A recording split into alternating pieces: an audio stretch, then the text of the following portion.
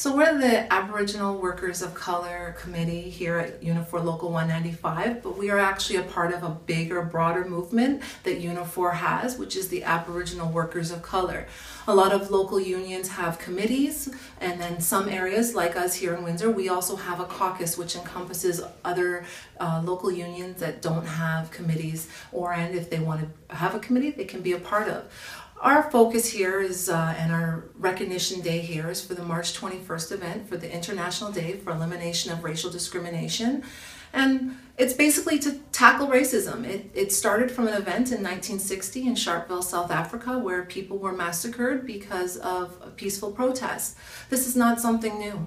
If we were to take a picture from Sharpeville, South Africa, and take a picture of Ferguson or even some protests in Toronto, you would not see a difference. Racism has been around since the beginning of time. And why? Because it creates divide and it allows everyone to be manipulated and controlled. Diversity is a word that we like to always fall back on.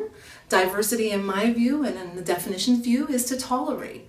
We don't want to be tolerated. We want to be included in the community. If you were to take a broad perspective of what Canada looks like, it looks like every person that you could think of, any person that any child looks like and wants to color in a coloring book. Nobody looks the same.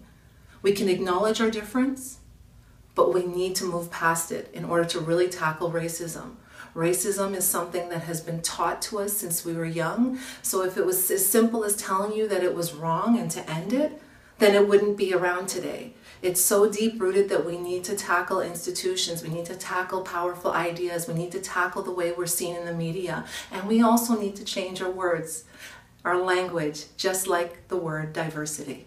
So let's move forward as one and stop seeing us as different groups, because the only race is the human race.